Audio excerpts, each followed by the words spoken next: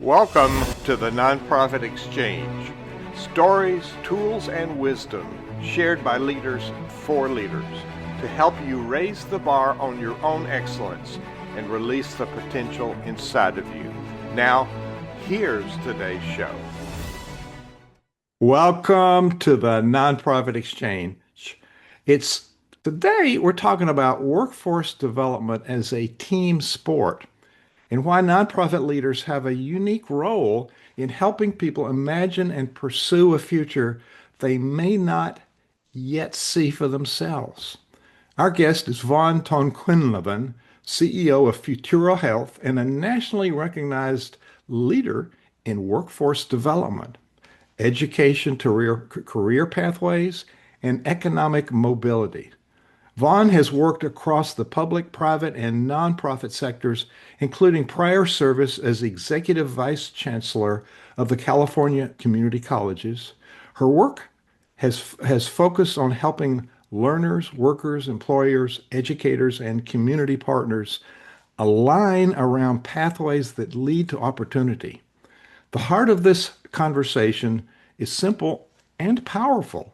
Nonprofit leaders can change the trajectory of someone's life by helping them see a future in healthcare, and this could be applicable to other spaces, but she's an expert in this, and by building the partnership that makes the future reachable. Van, welcome today. Would you elaborate a little bit more about this topic today, this topic of workforce development as a team sport?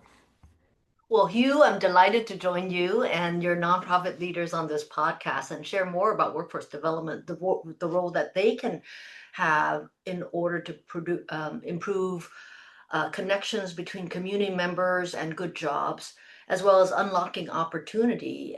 I do it in healthcare, but the same principles apply to any of the industry sectors that they may be involved in or that's important for their backyard. Hugh, maybe a little bit of background on how, why I wake up to do this work. Like all of your listeners, we're so committed to the work that we do. It's very purpose driven. I actually started out in the private sector with a company of 20,000 men and women, and the company had no opinion in workforce development. And in the years that I worked there, I was able to bring it to becoming a nationally recognized industry best practice. And then I was appointed by our governor for the state to shepherd the workforce mission of the largest system of higher education, which is the California Community Colleges. When I stepped off, I was approached by a very, very large healthcare system, Kaiser Permanente, and its partners. And for 2 years, they had been wrestling with how do you grow the next generation of healthcare workers, specifically the 65% of healthcare workforce that we all need in our backyard. They are called the allied health workers. So you imagine if you happen to be in a car accident, which I wouldn't wish on you or your listeners, it's basically, think of the ambulance that comes. It's the emergency medical technician that is in the ambulance. That carries you to the hospital. It's the medical assistant that checks you in. It's the x-ray tech or the phlebotomist that takes your blood. 65% of all healthcare jobs are these roles that don't necessarily require a bachelor's degree, but you do have to have a credential and qualifications in order to get that interview, in order to break in. And so I was approached by the big healthcare system who had been struggling for 2 years. Like, how do we do workforce development and grow the next generation of healthcare workers? And they asked me to apply some of these best practices. Now, Hugh, this is a question also of personal risk, because I had just come from growing a big system from 100 million to 200 to 700 to over $1 billion in public investment over the 8 years. So I was running a $1 billion system.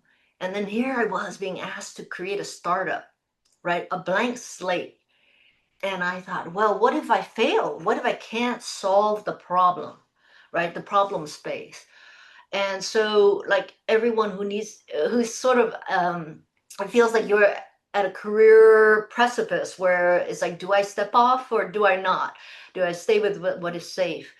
And I have to say, this is one of those moments where I had to reach back deep into my background. You know, I came to the United States from war-torn country, that was Vietnam. I was 6 years old. And thanks to the opportunities that were available to me through education, public education, free education, my family was able to restart. And I've always been very grateful. And as I think about my career, my last job with the community colleges, this job with Futuro Health is all about paying forward opportunity that I had through education. And so we're trying to unlock opportunities for others, and so that's why I took the risk and worked on founding Futuro Health. So we work on equipping community members with credentials and qualifications so that they can get their first healthcare career, and they come out debt free. Fast forward 5 years later, we're now in 9 states, and wherever there's a sponsor to for the scholarship, so that scholars can come out debt free, we're able to come in, and we're so proud. Our average age is 31. There's 46% are bilingual.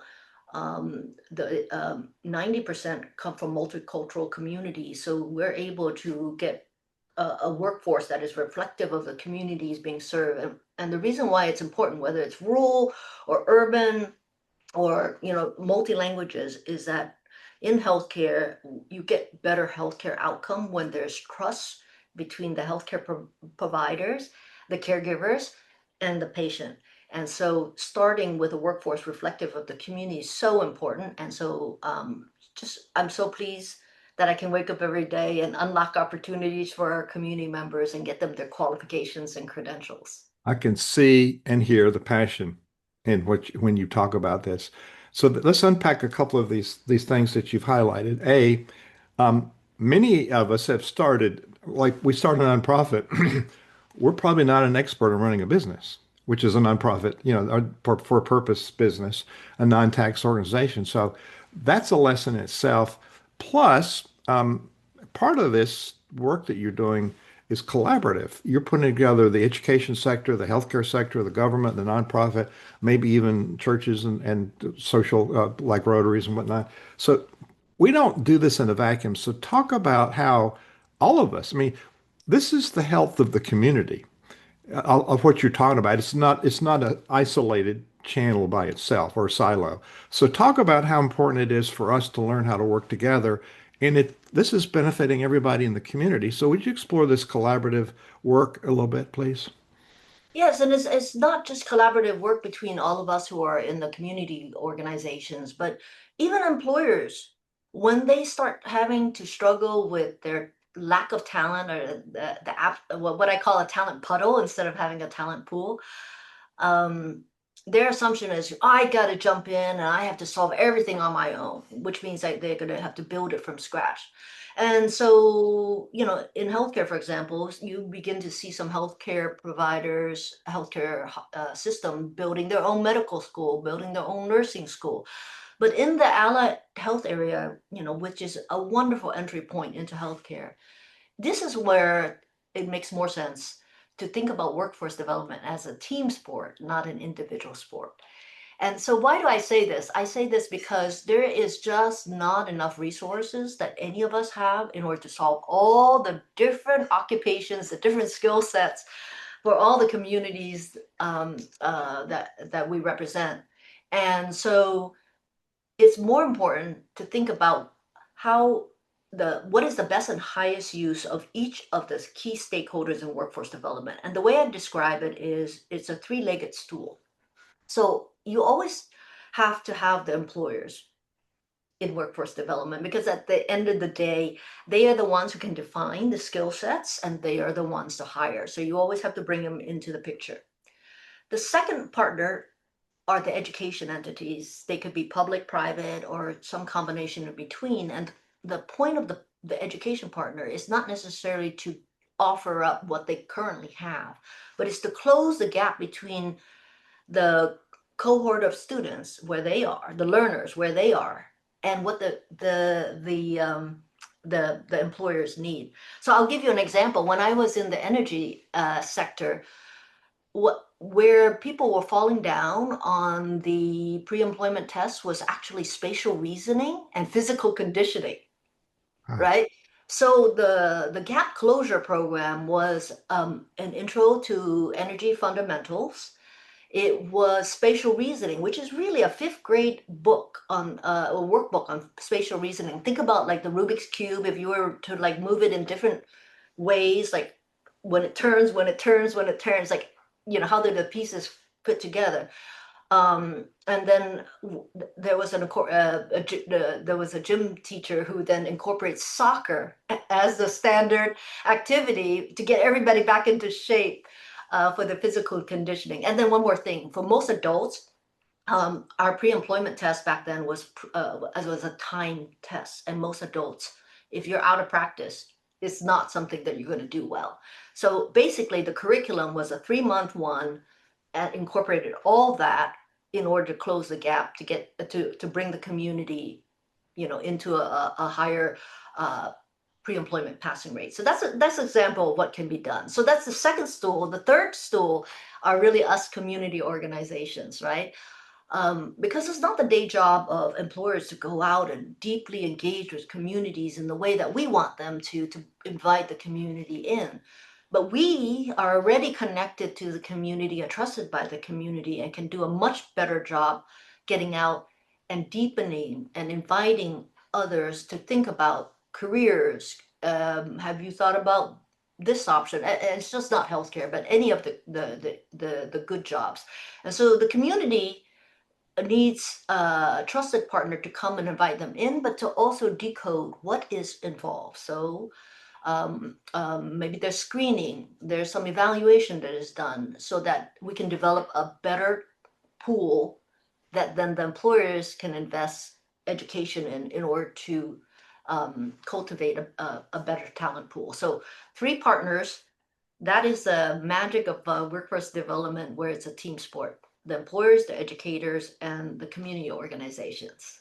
I want to highlight to nonprofit leaders that think, well, healthcare is not what I'm interested in. This is healthcare is the specific channel, but what you're telling us is generic.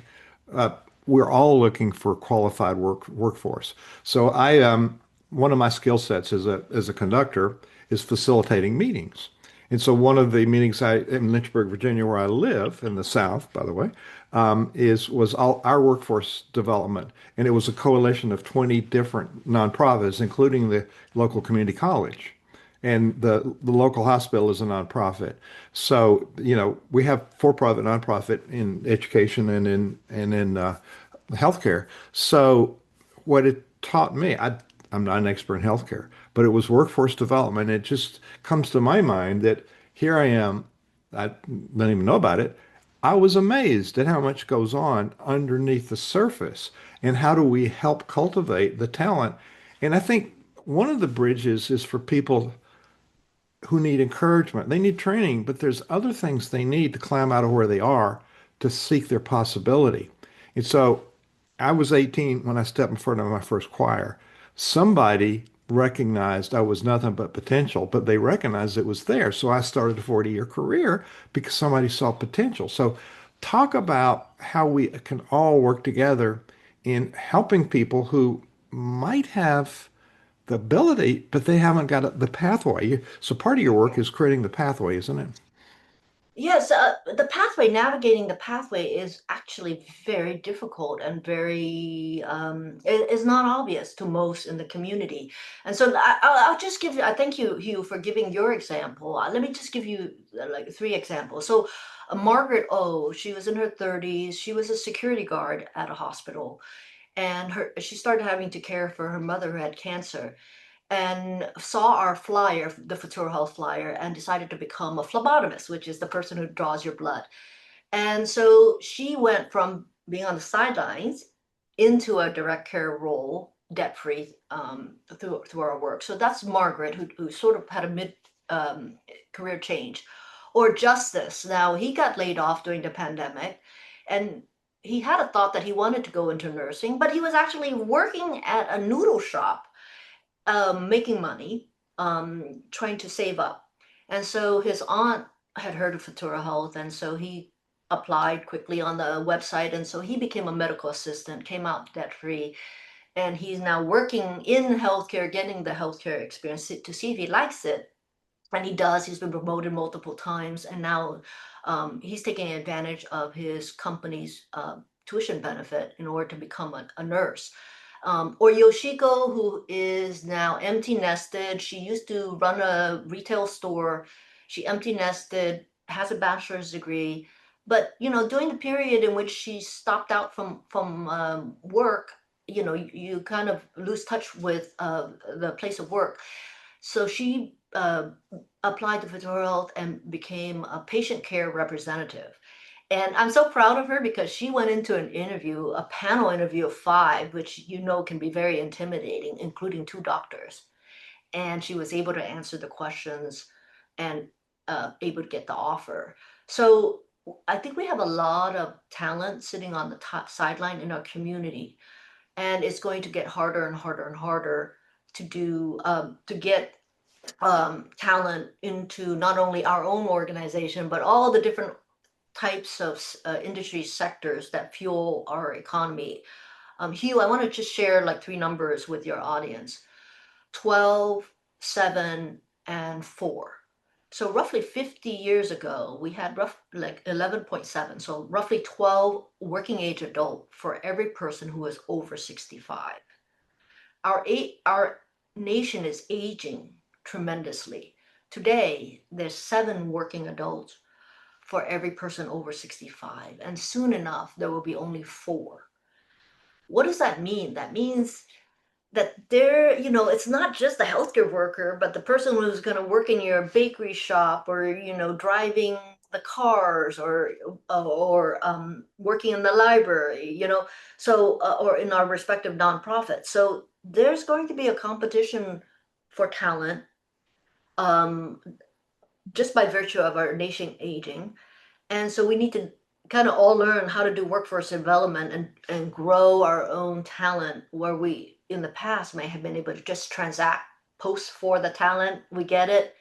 Well, soon enough, that's not going to happen. We're going to get frustrated, and so we have to figure out how to grow our own talent, um, for even our own organizations, much less our industries. Let's talk about the role that a nonprofit plays in the community, because that's a trusted source. We tend to want to help people, rescue people, which is not what we need to do. We need to support their dignity. So, an example, my church, the homeless shelter we had in Lynchburg closed, low barrier shelter. So they stepped up and so we got a building. So after getting all the compliances, it opened 2 weeks ago. And so there are talented people in that pool. So it isn't just for sleeping, it is giving them a pathway for rehabilitation, learning to a job, and then they've connected with a number of agencies. So it's a trusted source to give somebody a space to create the pathway. So nonprofits have special influence when they give people opportunity and don't rescue them. So you want to talk about that paradigm a little bit, or maybe you don't agree with that, or do you? No, no, no. It's very important to empower individuals, and I think we have also an absence of information. The most, if you were sitting around the dinner table and you talked about careers, maybe you would know about nurses or doctors or policemen, maybe engineers, uh, but usually it doesn't roll off the tongue. Oh, I want to be a medical sonographer, right? Or a radiology tech. Or how would you become, did you know that many of the firefighters come first through a career pathway that starts as an emergency medical technician, right? So there's so many of these careers, and it's a mystery on how you go from A to B.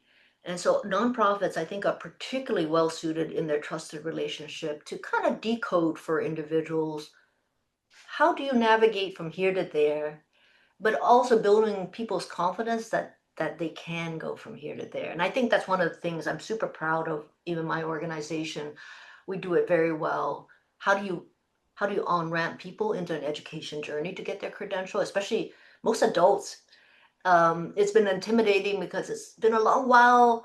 For most adults to be in education, to go back to education, but to education online. So how do you rebuild confidence as they go through the program?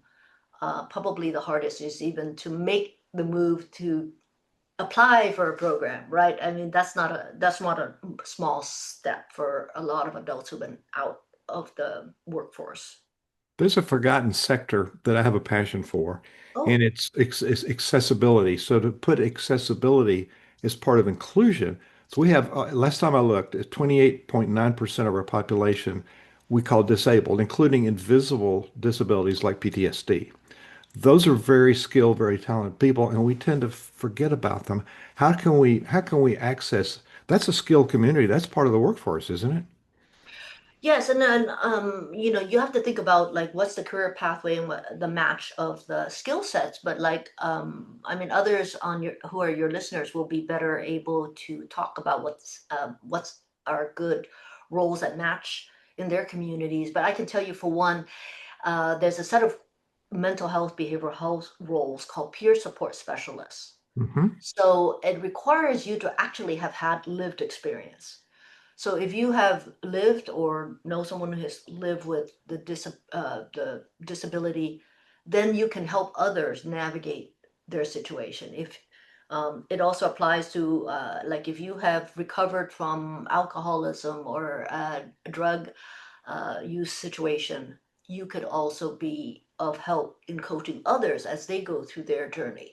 So it's a unique occupation where the lived experience that you bring is actually a prerequisite for entering into that career.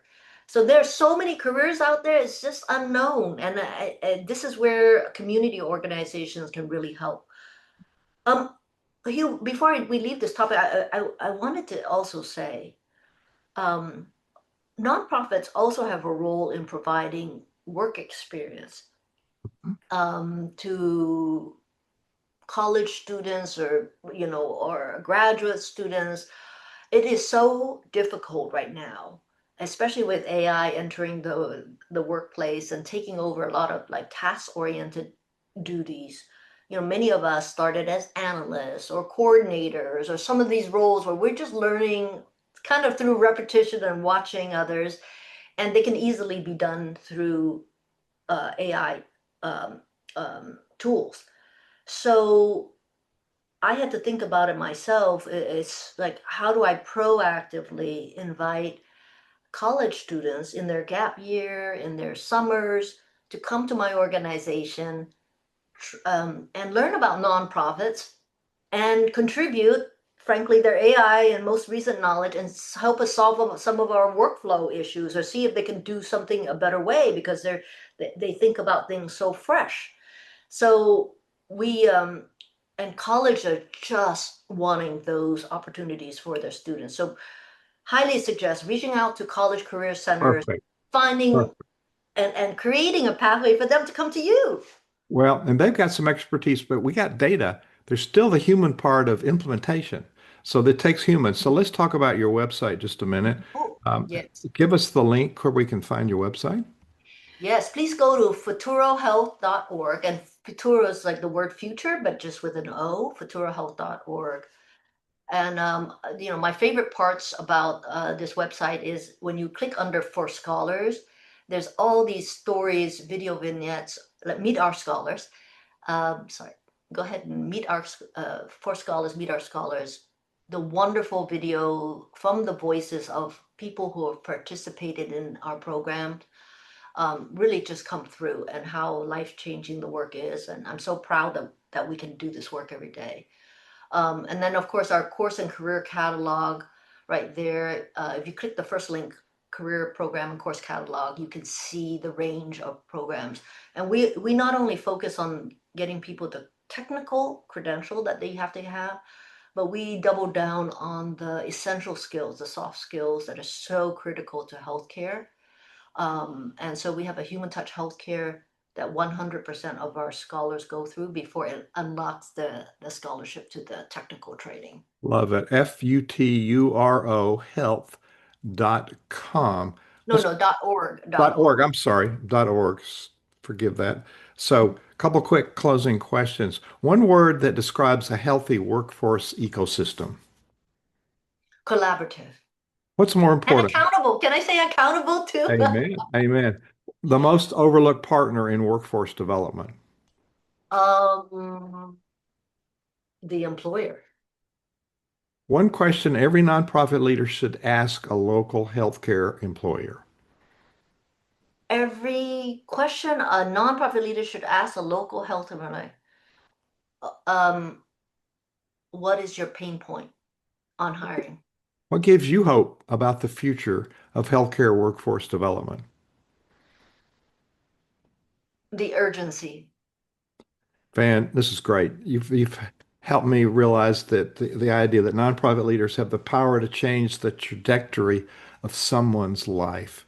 So, if you're a nonprofit leader listening today, what is one action you can take this week to help someone see a future in healthcare or in your organization or anywhere? You're the encourager. You can invite people. So begin building community pathways that make more things possible because everybody in the community has a skill set to employ. This has been very inspiring today. Thank you for sharing your wisdom with our audience today on the Nonprofit Exchange. Thank you so much, you. And it was fantastic to be with your listeners today. Thank you for watching the Nonprofit Exchange.